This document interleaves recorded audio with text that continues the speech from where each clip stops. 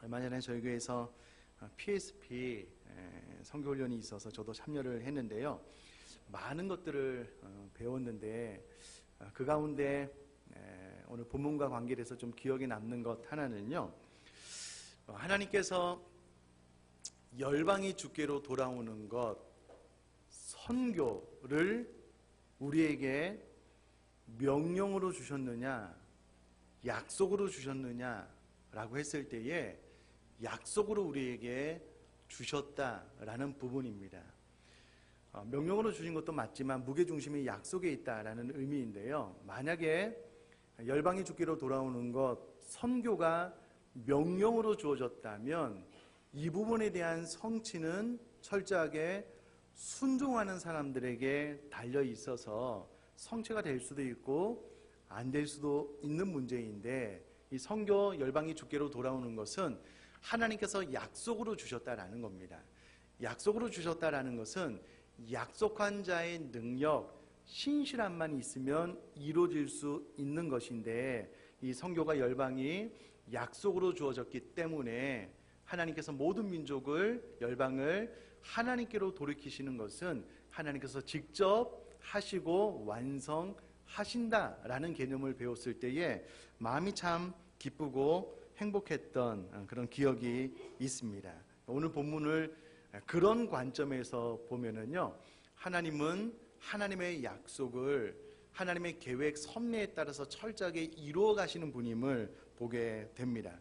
잠깐만 살펴보면 하나님께서 구약 4,000년의 역사 가운데요, 하나님께서 아브라함을 부르셨고요, 그 민족을 통하여 하나님의 하나님 되심을 드러내기를 원하셨는데 이스라엘 백성들이 많이 불순종하자 하나님께서 말씀도 선지자로 보내셨습니다. 그럼에도 불구하고 자꾸 하나님의 말씀을 순종하지 않음으로 말미암아 하나님께서 아브라함에게 허락하셨던 복이 끊어지는 것과 같은 느낌을 받지만, 그러나 하나님께서는 철저하게 이스라엘 백성들에게 남은 자를 허락해 주시고 끊임없이 선지자를 보내셨을 뿐만 아니라 궁극적으로 내가 메시아를 보내겠다라고 약속을 하셨고요, 때가 참에 예수님께서 이 땅에 오셨고 또 예수님께서 말씀대로 구약의 예언대로 죽으셨다가 부활하셨습니다. 그리고 구약의 예언대로 성령이 임했고요, 성령님이 임하고 난 이후에 초대 예루살렘 교회는 폭발적인 부흥이 있게 됩니다. 이때에 많은 핍박이 있었는데 그 중심에 사울이라는 청년이 있었거든요. 특별히 스데반을 죽이는 일에 가장 앞장섰는데, 오히려 이 성경은 그 스데반을 죽이는 일에 가장 앞장섰던 사울을 오늘 본문 안에 하나님께서 변화시키시고 새로운 사명을 주시는 사건이 기록이 되고요, 그를 통하여 사도행전의 후반부가 진행이 되는 이 사건을 통해서 하나님의 계획, 하나님의 약속은 신실하게 성취가 되고 이루어진다는 것을 볼 수가 있습니다. 자, 오늘 본문을 좀 한 절 한 절 좀 살펴보면은요, 9장 1절부터 오늘 본문 전까지 어떤 일이 있었냐면, 사울이 주의 제자들에 대하여 여전히 위기, 살기가 등등해서요, 다메섹에 있는 그리스도인들을 잡아오게 가두기 위해서 공회의 허락을 받아서 다메섹 도상으로 내려가는 길에 빛 대신 주님을 만나게 됩니다. 너무나도 큰 충격을 받았을 겁니다. 자신은 평생 하나님을 위해서 이 일을 한다라고 생각을 했는데 궁극적으로는 그 예수를 핍박하고 있다라는 이 말을 듣고 큰 충격을 받았는데요, 빛 대신 주님을 만나고 나서 눈에 비닐 같은 것이 씌어져서 보지 못하게 되고요, 이것이 사울에게 얼마나 큰 충격이었는지 9절에 사흘 동안 3일 동안 보지도 못했을 뿐만 아니라 먹지도 마시지도 아니하면서 그 9절에 보니까 기도함으로 도대체 이게 무슨 일인지 하나님 앞에 묻는 사건이 나오게 됩니다. 이것이 오늘 본문전에 있었던 스토리고요. 그리고 나서 10절에 그때에 사울이 3일 동안 먹지도 마시지도 않으면서 기도할 때에 다메섹에 아나니아라는 주의 종이, 하나님의 제자가 살고 있었는데요, 아나니아라는 제자가 있었는데 주께서 환상 중에 아나니아를 불러서 아나니아에게 이제 명령을 내리시는 장면이 기록이 되고 있습니다. 놀라운 것은요, 여러분, 아나니아가 환상 중에 주님을 만났다라는 것은 아나니아가 이미 깊은 기도 생활을 했다는 것이고요. 또 아나니아라는 부르시는 주님의 음성을 들었다는 것은 이미 그가 주님의 음성을 듣는 신앙생활을 해오고 있었다라는 것을 보게 됩니다. 실제로 예수님의 죽으심으로 말미암아 휘장이 위로부터 아래로 찢어졌고요.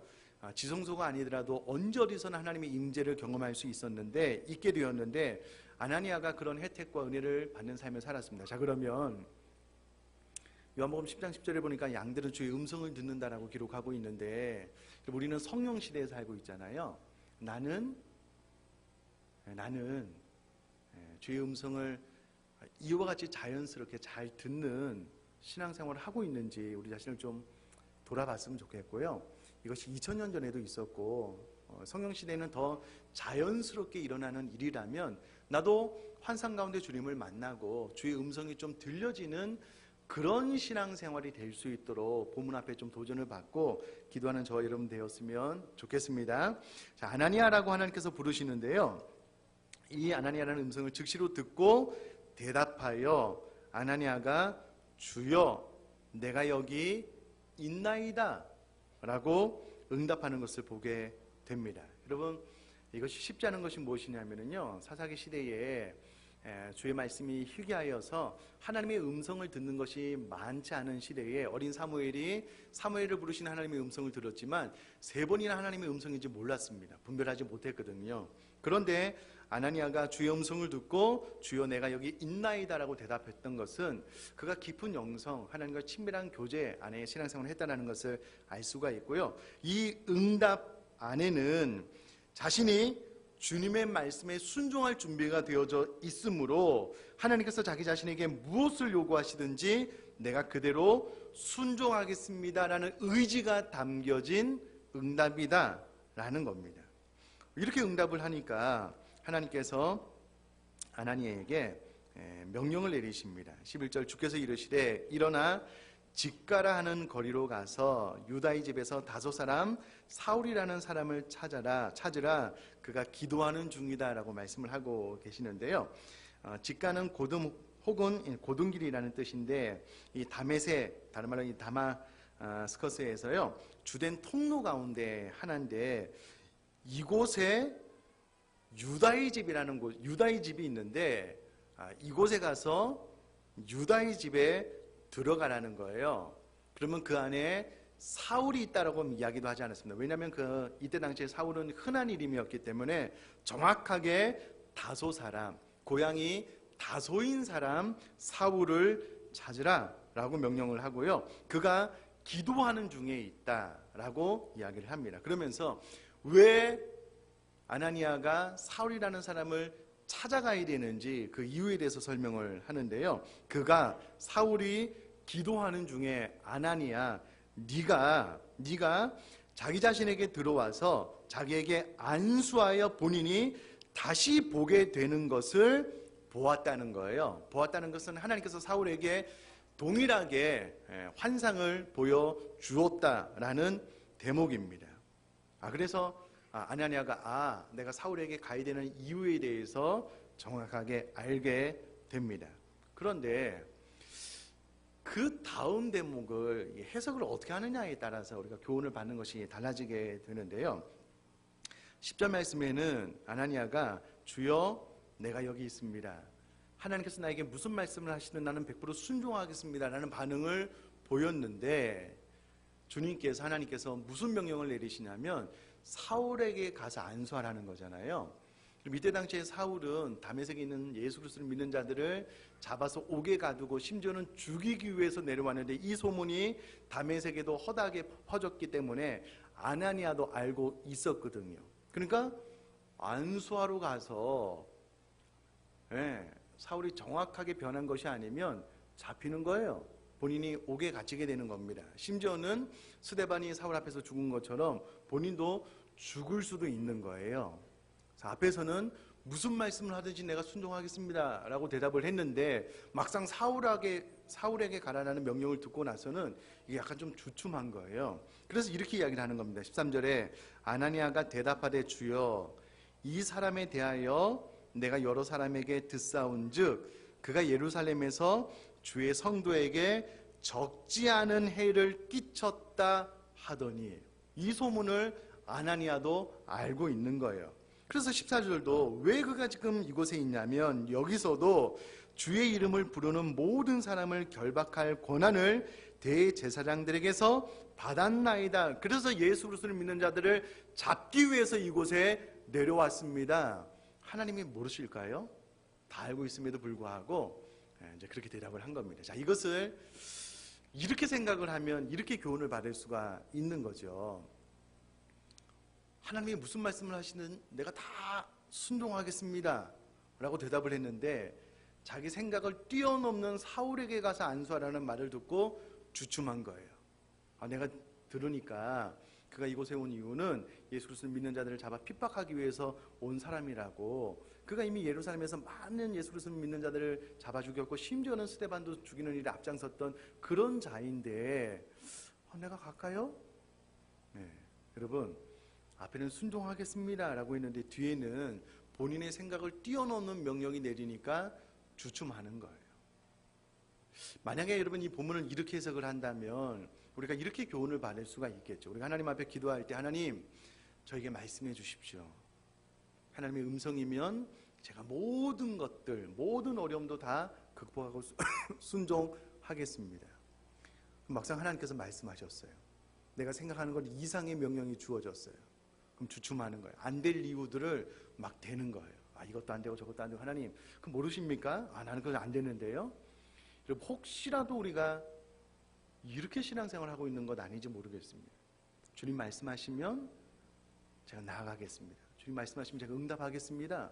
주님 말씀하시는 거예요. 올해는 네가 좀 봉사 좀 했으면 좋겠고, 네가 순장도 좀 했으면 좋겠고, 네가 좀 교사 좀 했으면 좋겠다.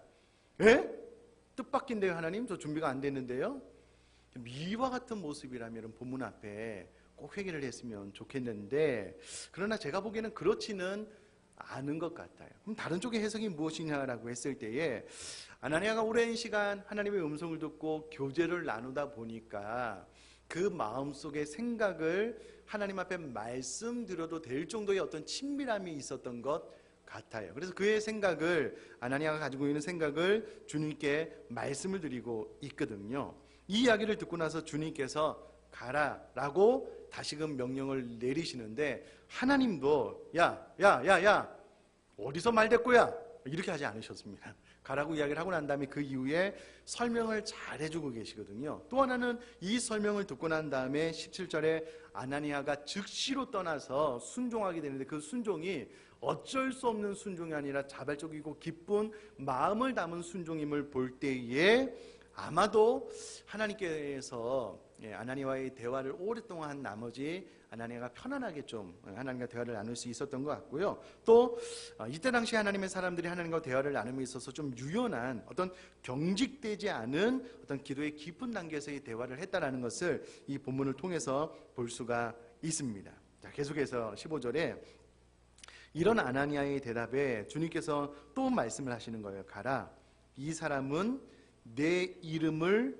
이방인과, 첫 번째 이방인과, 두 번째 임금들과, 세 번째 이스라엘 자손들에게 전하기 위하여 택한 나의 그릇이다 라고 주님께서 말씀을 하십니다. 정말 사울이 이 세 가지 목적을 위해서 하나님께서 택한 그릇인가 라고 했을 때에 정말 그렇습니다. 이후에 사도 바울의 선교의 사역을 보면은요, 가장 먼저 본인도 이방인의 사도임을 알았고요, 많은 이방인들에게 복음을 증거했습니다. 뿐만 아니라 사도 바울은 이후에 많은 왕들 앞에서도 직간접적으로 복음을 증거하게 되었는데요, 유대왕 아그리빠, 로마 황제 가이사, 유대 총독 벨릭스와 베스도에게 그가 복음을 증거하게 됩니다. 그러니까 하나님께서 이 일을 위하여 부르셨다라고 했는데, 부르신 목적 그대로 사도 바울이 삶을 살았던 것을 보게 되고요. 또 마지막으로, 그러면 이방인들에게 복음을 증거하고 왕에게만 복음을 증거하는 일에 최선을 다했는가? 그렇지 않습니다. 자신의 동족인 이스라엘 자손들을 향하여서도 자신의 목숨을 내건 복음을 증거하는 헌신의 삶을 살았기 때문에 정말 주께서 말씀하신 것처럼 이방인, 임금들과 이스라엘 자손들에게 전하기 위하여 택한 나의 그릇이라는 이 목적에 부합되는 순종의 삶을 사도 바울이 이후로 살아갔다라는 것을 알 수 있습니다. 여러분, 하나님께서 부르신 삶 그대로 순종하는 것은 참 복된 일이고요. 자, 어찌되었건 계속해서 16절에 그가 내 이름을 위하여 얼마나 고난을 받아야 할 것을 내가 그에게 보이리라. 이후에 내가 그에게 알게 할 것이다 라고 주님께서 말씀을 하고 계시는데요. 자, 놀라운 것은 여기서 고난을 받아야 할 것을 내가 그에게 보이리라 라고 이야기를 하고 있는데요. 이것은 하나님께서 사울에게 보여주겠다라는 말씀입니다.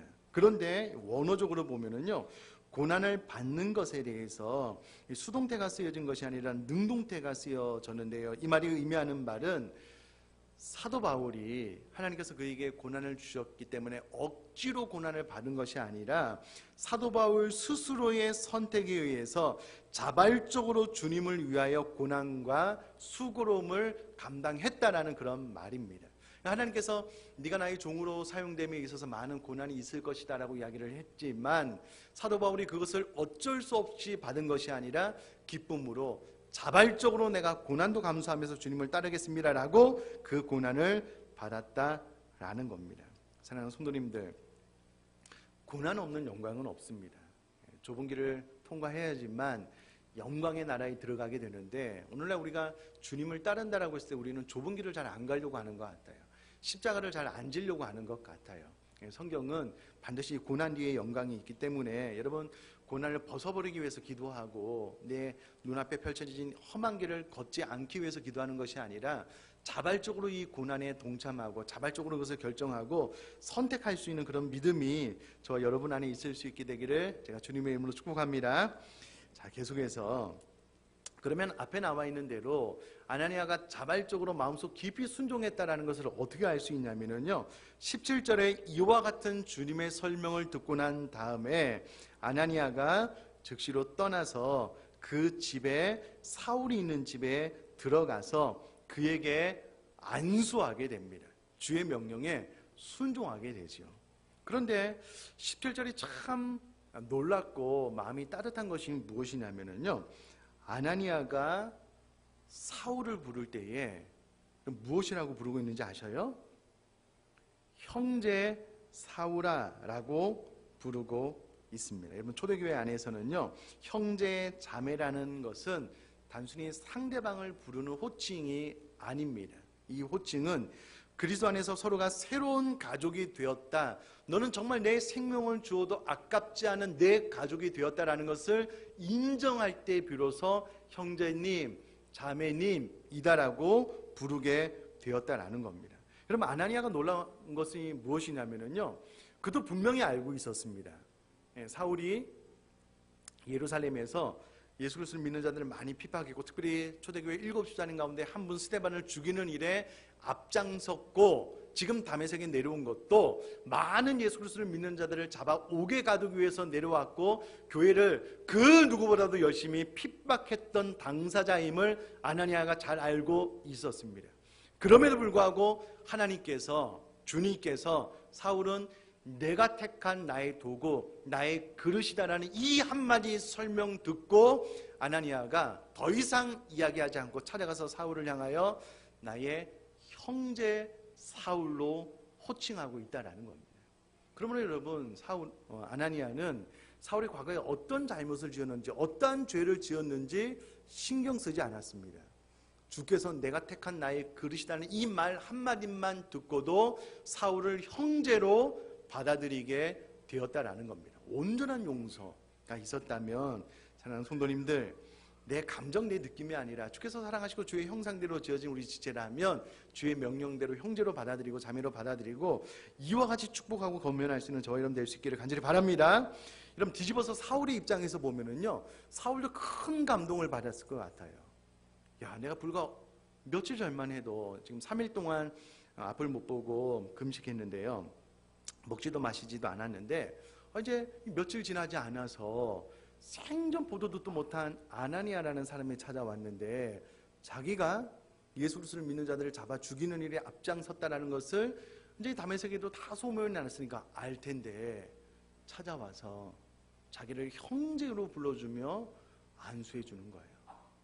눈에 덮인 커플을 떼주고 보게 해주는, 아마 사울 입장에서도 평생 잊지 못할 은혜를 입었다라고 생각할 것 같습니다. 그리고요, 형제 사울아라고 부른 아나니아가 이후로 참 친절하게 설명을 해주고 있는 것을 보게 됩니다. 주 곧 내가 오는 길에 나타나셨던 예수, 네가 오는 길에 예수님을 만났다는 건 내가 안다는 거예요. 그 예수님께서 나를 보내었다, 너에게. 그리고 너에게 안수하라고 하셨고 성령으로 충만케 하라고 하셔서 내가 이 말씀에 순종하여 너에게 안수한다 라고 설명을 하고 있습니다. 여러분 저를 한번 봐주시면은요, 아나니아가 정말 자발적으로 기쁨으로 주의 명령에 순종했다라는 것을 어떻게 알 수 있냐면, 첫 번째 형제라는 호칭을 통해서 알 수 있고, 두 번째 친절한 대답을 통해서 알 수가 있습니다. 자, 만약에 우리가 이렇게 한번 생각을 해보면 좋겠습니다. 저 여러분들 영화 감독이에요. 이 사건을 영화로 찍는 거예요. 그런데 아나니아가 사울을 용서하지 못했어요. 주께서 명령하셨으니까 어쩔 수 없이 가서 안수를 하기는 하는데 사울을 마음속 깊은 곳에서 용서하지 못했어요. 그러면 이 장면을 영화로 찍는다라고 한번 생각을 해보자고요. 저희들의 감독이에요. 그러면 어떻게 아나니아에게 주문하겠는가라고 생각을 하면 저는 그렇게 할 것 같아요. 이 장면 이렇게 찍을 것 같아요. 안수를 하면 머리에 손을 얹어야 되잖아요. 머리에 손을 얹고 이제 사울의 귀에다 갖다 대고 그렇게 이야기하는 거예요. 사울, 내가 주의 명령에 어쩔 수 없이 내가 안수를 하기는 하지만 나는 네가 100% 바뀌었다고 생각하지 않아. 나 너 지켜볼 거야 끝까지. 이렇게 했을 것 같아요. 일본인은 반응이 좋던데 이렇게 했을 것 같아요. 그러나 아나니아가 진짜 그 마음의 변화를 경험하니까 마음속에 중심으로 형제라고 부르고 친절하게 있었던 일에 대해서 설명을 하고 있는 것을 통해서, 여러분 아나니아는요 정말 주의 말씀에 100% 순종했던 사람입니다. 특별히 그의 마음속에도 거리낌이 있었거든요. 내가 사랑하는 내 지체를 잡아 죽였거든요. 옥에 가뒀거든요. 이 교회를 말살시키려고 했던 사울의 모습을 아나니아가 모르지 않았거든요.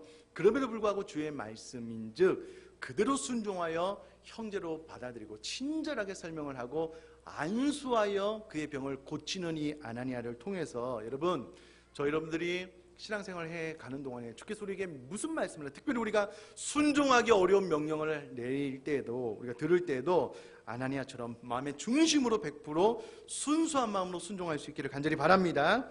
이렇게 기도했더니 18절에 즉시 사울의 눈에서 비늘 같은 것이 벗어져 다시 보게 되었다라고 기록을 하고 있습니다. 하나님께서 그렇게 하라고 하나님의 스케줄에서 다 순종을 하니까는 이제 눈에서 껍질 같은 것이 벗어져서 보게 되었고요. 사울이 세례를 받고 음식을 먹으며 강건하게 되었다라고 기록을 하고 있습니다. 자, 사울로 넘어가서요. 사울이 예수 그리스도를 믿는 자들을 잡아 죽이는 것이 하나님을 향한 충성이라고 생각을 했는데, 다메섹 도상에서 하나님이 나타나서 네가 핍박하는 자가 나다라고 이야기하는 큰 충격을 받은 거예요. 생전 보도도 못한 아나니아라는 사람이 와서 자기에게 사랑으로 형제라고 부르고 친절하게 설명을 하고 안수했더니 눈에 비닐 같은 것이 벗겨진 거예요. 이것은 진리다라는 것을 100% 깨달은 사도 바울이 20절에 즉시로 각 회당에서 예수가 하나님의 아들이심을 전파하는 변화가 일어나게 됩니다. 여러분 9장 2절에 보니까 다메섹 여러 회당에 가져갈 공문을 청하였다라는 말을 통해서 이때 당시에 문헌에 보면은요 다메섹 지역에 회당이 약 30여 개 정도 있었다라고 하는데, 아마 이 회당에 가져갈 공문을 이미 받았기 때문에 어느 곳에 있었는지 잘 알 수 있었던 것 같아요. 그래서 이 30여 개나 됐던 이 회당에 일일이 찾아가면서 복음을 증거하는 사건이 기록이 되고요. 자, 그러면 사도 바울이 어떤 내용을 증거했느냐라고 했을 때 첫 번째 20절에 예수가 하나님의 아들이다. 지금 예수님께서 내가 하나님의 아들이라는 증거 때문에 신성모독죄로 십자가에 처형을 당했는데, 사도 바울이 만나보고 나니까 예수님이 정말 하나님의 아들임을 확신하게 된 거예요. 진리를 선포하게 되었고요. 또 하나는 22절입니다. 예수를 그리스도라. 여러분 이것은 보통 표현이 아니고요. 구약의 기름 부음을 받는 자가 3명인데 예수님이 그리스도다, 기름 부음을 받는 자다라는 말은 구약에 예언된 바로 그 메시아다라는 내용입니다. 여러분 저를 한번 봐주시면 이와 같은 표현을 통해서 보는데 사도 바울은요, 그가 다메섹 도상에서 만난 주님에 대해서 자기 주관적으로 설명하지 않았습니다. 물론 나중에 간증을 하기는 하지만 주관적으로 설명을 하지 않고요, 그가 가지고 있었던 구약의 예언과 메시아가 정확하게 맞닥뜨리게 되는 순간 예수님을 하나님의 아들로 구약에 예언된 메시아로 선포함으로 구약에 나와 있는 우리가 믿고 기다렸던 예수님이 바로 내가 증거하는 우리가 죽인 메시아다라는 것을 논리정연하게 선포하고 있는 것을 보게 됩니다. 그러니까 객관적인 성경의 율법의 내용 그대로 선포를 하니 그 누구도 반박할 수가 없는 겁니다. 특별히 사도 바울은 성경에 대한 율법에 대한 탁월한 지식이 있었거든요. 누구도 반박할 수가 없는 거예요. 다만 사람들이 놀라운 것은 야, 이건 뭐냐? 사울이 다메섹에 온 이유도 예수 그리스도를 믿는 자들을 잡아 죽이거나 결박하기 위해서, 옥에 가두기 위해서 내려왔는데 어떻게 그가 예수님을 하나님의 아들로, 예수를 그리스도로 선포할 수 있느냐? 많은 사람들이 놀란다라고 22절에 기록을 하고 있거든요. 자, 그러면 사울을 통해서 우리가 받아야 될 교훈이 무엇이냐면, 사랑하는 성도님들, 사울은요, 복음이 진리다 라고 확신한 순간 즉시로 회당에 나가서 복음을 증거했습니다. 예수님이 하나님의 아들임을 선포했다라는 겁니다. 사랑하는 성도님들, 이 복음이 진리라고 여러분들 확신하시죠? 아멘이시죠? 그다음 우리가 사도 바울처럼 즉시로 나가서 복음을 증거함이 당연하다는 거예요. 마땅하다는 겁니다. 왜 우리는 안 하고 있느냐는 거예요. 오늘 본문은 그 부분에 대해서 우리에게 도전하고 말씀해주고 있다라는 겁니다. 사랑하는 성도님들,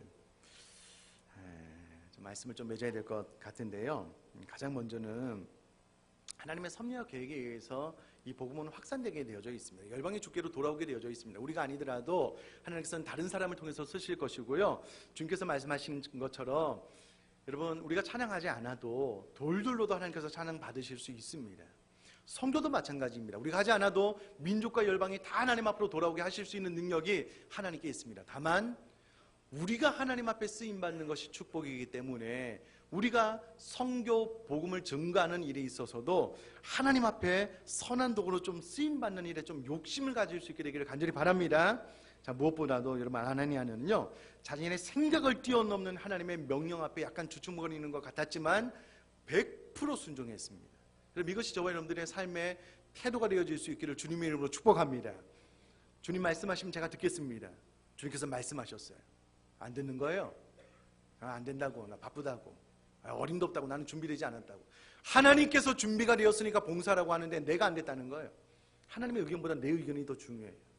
이렇게는 신앙생활 하지 않았으면 좋겠습니다. 아나니아가 주님께 드린 말씀 그대로를, 처음에 그가 감당하기 어려운 명령이었지만 그대로 100% 순종했던 것처럼 그와 같은 순종의 삶을 살았으면 좋겠고요. 또 하나는 사울처럼 이 복음이 진리인 것을 확신함과 동시에 즉시로 회당에서 복음을 증거했다면 저 여러분들도 즉시로 복음을 선포하고 즉시로 선교에 동참하는 이와 같은 삶을 살아나갈 수 있게 되기를 주님의 이름으로 축복합니다.